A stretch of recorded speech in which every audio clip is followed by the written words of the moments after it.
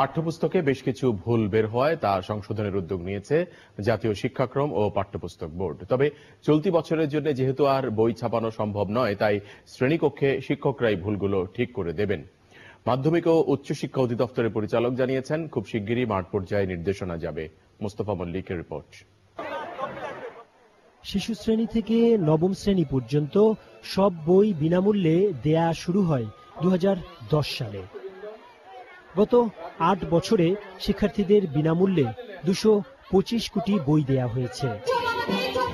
এই সময়ের মধ্যে কাগজ, মলাট, বাধা ও ছাপার মান নিয়ে প্রশ্ন উঠলেও এবার প্রশ্ন উঠেছে নানা অসঙ্গতি নিয়ে।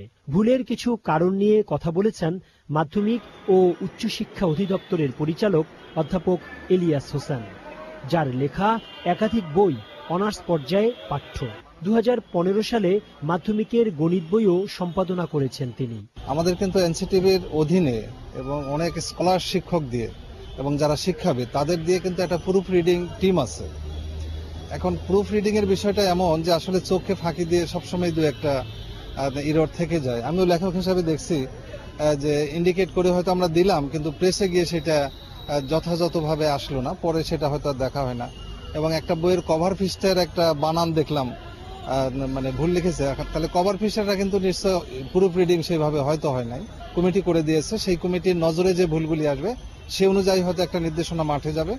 মাধ্যমিক এবং প্রাথমিক সব ক্ষেত্রেই একটা নির্দেশনা আসবে এনসিটিভির পক্ষ থেকে যে এই সেন্টেন্সগুলি এরকম হবে বা এই জায়গাটা এরকম করে রিডিং দিতে হবে, এবং শিক্ষকরা নিজেরাই ধরতে পারবে। শিক্ষকরা আমাদের অনেক অভিজ্ঞ। তিনি বলেন 36 কোটি 21 লাখ বই দেওয়াটাই একটা চ্যালেঞ্জ, তবে ভুলও অনাকাঙ্ক্ষিত। আমি নীতিগতভাবে বিশ্বাস করি যে এনসিটিভি যেহেতু বই পাবলিশ করছে, সরকার যেহেতু বই পাবলিশ করছে, এই বইয়ে কোনো ভুল থাকা উচিত নয়। বইগুলি প্রেসে যাওয়ার আগে প্রুফ ভালো করে দেখা দরকার, এবং প্রুফ রিডিং কমিটি যেটা আছে তাদেরকে সময় দেওয়া হয় না। মূল বিষয়টা হলো এটা। সরকারি পাঠ্য বইয়ে ভুল থাকার বিষয়টি এবারই নতুন নয়, তবে কেন ভুল হলো, কারাই বা এর জন্য দায়ী, সে বিষয়টি সবসময় আড়ালেই থেকে যায়। Mostafa Mallik, Channel I, Dhaka.